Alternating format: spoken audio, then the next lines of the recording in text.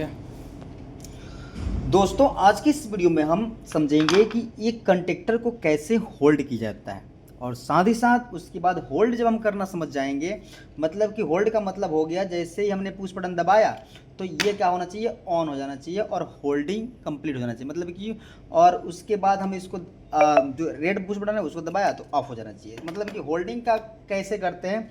और साथ ही साथ दोस्तों हम इसको अगर इसके द्वारा किसी चीज़ इंडिकेटर को चलाना हो और इंडिकेटर में ऑन का बटन, ऑन का इंडिकेटर, ऑफ का इंडिकेटर चलाना हो तो किस तरह से इसमें करते हैं हम आज वीडियो में यही समझेंगे। एक प्रॉपर तरीके से एक कंडक्टर को ऑन कैसे करते हैं उसको हम इस वीडियो में समझने वाले हैं। बहुत साधारण सा वीडियो है।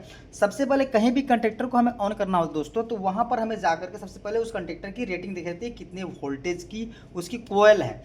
कोयल की रेटिंग देखना बहुत ज़रूरी है। जस्ट आप देखेंगे यहाँ पर 230 वोल्ट की ये कोयल है, ठीक है, दिख रहा है। तो 230 वोल्ट की कोयल है तो इसमें हम देंगे सिंगल फेज। जैसे कि हमने सिंगल फेज का लिया, एक अभी टेम्पोरी आपको समझाने के लिए लिया है, तो यहाँ पर हमने टॉप प्लग लगा दिया है और यहाँ से जो फेज है उसको ले आए हैं 6 एम्पियर की जो एमसीबी है वहाँ पर। ये हम कंट्रोल में यूज करते हैं 6 एम्पियर की एमसीबी, इसलिए हम इसका इस्तेमाल आप करके आपको समझा रहे हैं। और इसके बाद यहाँ से हम क्या करेंगे, सिंपल नियम होता है दोस्तों, एक वायर लेंगे, ठीक है, और उस वायर को जस्ट कनेक्ट कर देते हैं यहाँ पर जो एमसीबी की है उसके आउटपुट पे। होल्डिंग करना समझा रहा हूँ, अच्छे तरीके से समझ में आ जाएगा, आपको कोई डाउट नहीं होगा, बस आप समझते चलिए। जैसे यहाँ कनेक्ट कर दिया उसके बाद हम दे देते हैं रेड, जो आपका ये एनसी पुश बटन होता है दोस्तों। एनसी पुश बटन होता है, अच्छे से समझ लीजिए। एनसी पुश बटन में आप जब इसको दबाओगे तो ये एनओ बन जाएगा और छोड़ दोगे तो एनसी रहेगा, मतलब यहाँ का पावर यहाँ पर आता रहेगा जब आप इसको नहीं छेड़ोगे, ठीक है। जैसे छेड़ दिए, दबा दिए तो यहाँ से पावर वहाँ नहीं जाएगा। तो हम क्या करते हैं, इसके बाद यहाँ से जो तार आता है उसको लेते हैं हम डायरेक्ट एनसी में, ठीक है। तो हम फटाक से कनेक्ट कर लेते हैं।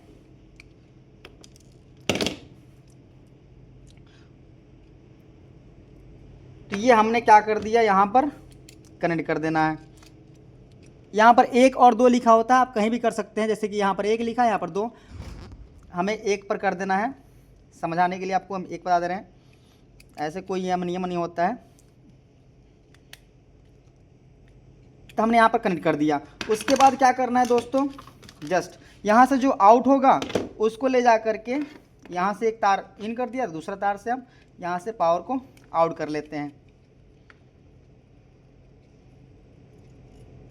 मैं आपको होल्डिंग समझा रहा हूँ, इसमें कोई प्रोटेक्शन हम नहीं दे रहे। अगर प्रोटेक्शन की बात आती तो हम यहाँ पर जो पावर आ रहा है वो एमसीबी से होकर के सबसे पहले ओवरलोड रिले को जाता है, जो कि यहाँ पर लगा होता है, वहाँ पर जाता है, उसके बाद आता है। तो हम उसकी बात नहीं कर रहे हैं, हम इसको आपको पूरी तरह से होल्डिंग समझा रहे हैं। तो यहाँ से आउट होता है और कहाँ आता है, एनो पुश बटन पे। ध्यान समझिएगा, एनो पुश बटन के इनपुट में जाता है।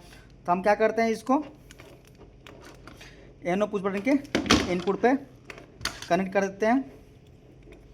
इसमें आपको 3 और 4 लिखा हो दोस्तों, रेड जो इंडिकेटर रेड पुश बटन जो होता है उसमें 1 2 लिखा होता है और इसमें 3 और 4 लिखा होता है, हमेशा ध्यान रखेंगे 3 और 4। तो हम 3 पर लेंगे और 4 से आउट कर लेंगे। अब फिर मैं समझा दूं कि 3 4 कोई नियम नहीं होता, आप कहीं भी 4 पे इन करा सकते हैं और 3 से आउट करा सकते हैं, चाहे 3 पर इन करा सकते हैं और 4 से आउट करा सकते हैं। नए इलेक्ट्रीशियन भाई को थोड़ा सा दिक्कत आता है समझने में, लेकिन वो कोई बड़ी बात नहीं होती, आसानी से समझ में आ जाएगा, ठीक है। अब यहाँ से जो पावर आउट होता है उसको हम आउट करते हैं और कितना साधारण सा समझ में आ जाएगा दोस्तों कि यहाँ से जो आउट होता है वो कहाँ जाता है, डायरेक्ट कंडक्टर के A1 पॉइंट पर। अभी हम यहाँ कनेक्ट कर लेते हैं।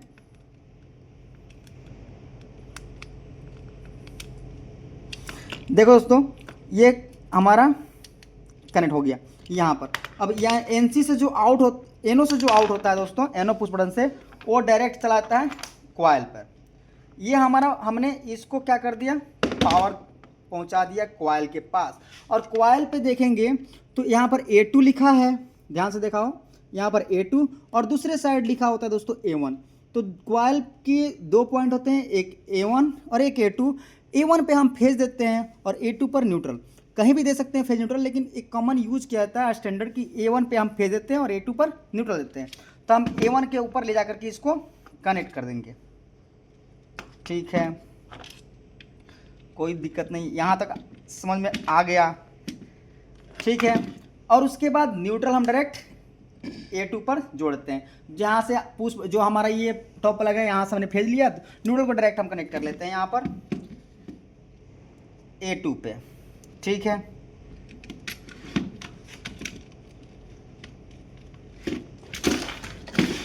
भागो मत, A2 पे कनेक्ट कर लिया, ठीक है। तो हमने बस यहाँ पर क्या किया, इस कंटेक्टर को ऑन कराने के लिए हमने क्या लिया है, सॉरी, यहाँ पर देखिए रेड पुश बटन और एक एनो मतलब कि ये एक स्टॉप का एक स्टार्ट का पुश बटन है, और पावर यहाँ तक पहुँच गया, कोई दिक्कत नहीं आएगा, समझ में आया होगा पूरा तरीके से। जैसे हम पावर ऑन करेंगे और हम इसको दबाएंगे तो पावर ऑन होना चाहिए, लेकिन अभी क्या है MCB उठी नहीं है, तो हम इसको MCB को उठाएंगे, ये कंट्रोल की MCB को। उसके बाद हम क्या करेंगे, जैसे दबाएंगे तो देखिए ऑन हो रहा है, लेकिन तुरंत ऑफ हो जा रहा है। जितने समय के लिए दबा रहे हैं उतने समय के लिए ऑन रहा है, उसके बाद ऑफ हो जा रहा है। तो ऐसा क्यों है उसको समझते हैं।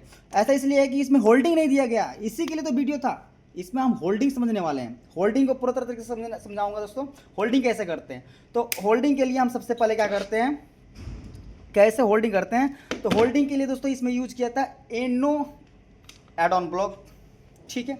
यहाँ पर एनो कंटेक्ट इस कंटेक्टर में जरूर होना चाहिए, तभी होल्डिंग हो सकता है।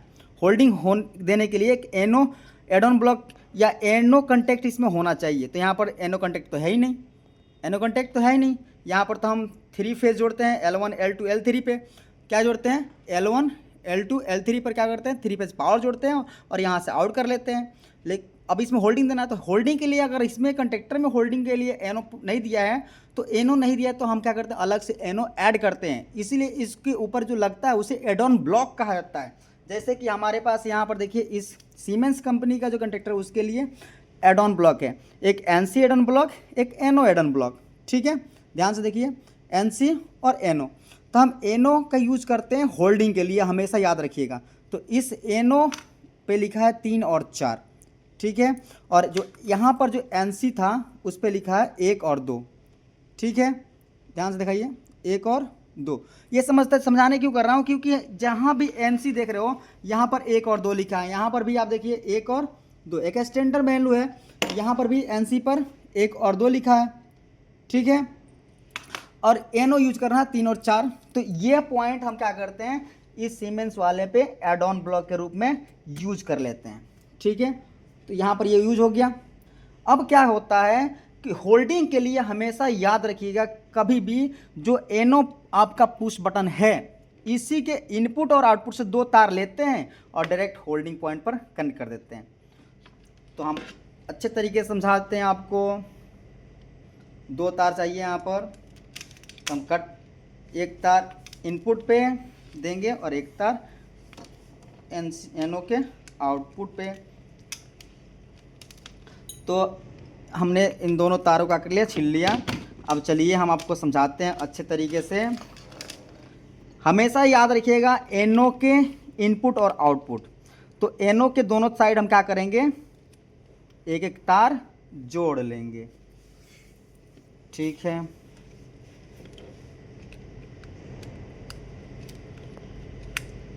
एक इस साइड जोड़ लेंगे और एक इस साइड जोड़ लेंगे।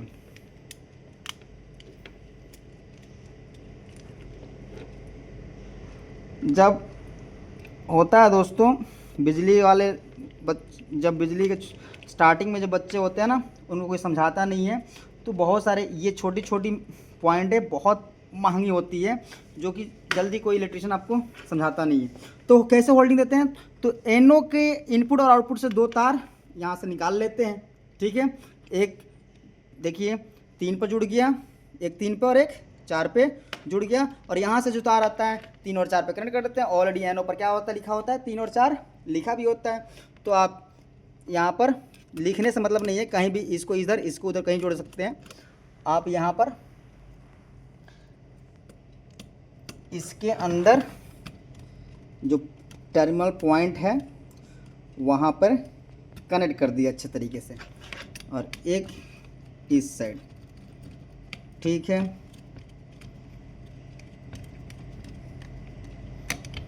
देखिए होल्डिंग कितना अच्छा समझ में आ गया आपको। तो होल्डिंग आपने कनेक्ट तो कर दिया, लेकिन चालू करके दिखाओ। होल्डिंग के लिए हमने क्या किया, कुछ नहीं किया दोस्तों, सिंपल बात है, एनओ के इनपुट और आउटपुट से हमने डायरेक्ट यहाँ पर जोड़ दिया। अभी और अच्छे से कुछ पॉइंट है इसमें एक्सप्लेन करूँगा। हम क्या करते हैं, इसको ऑन, एम से भी हमारा ऑन कंडीशन। अब इसको दबाएंगे तो ये होल्डिंग हो जाना चाहिए, मतलब ऑन परमानेंटली ऑन होगा, हम जब तक ऑफ नहीं करेंगे। एक मिनट रुक जाओ।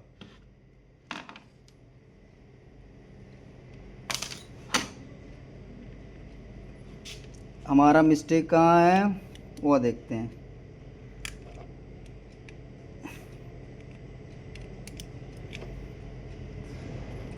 NC neutral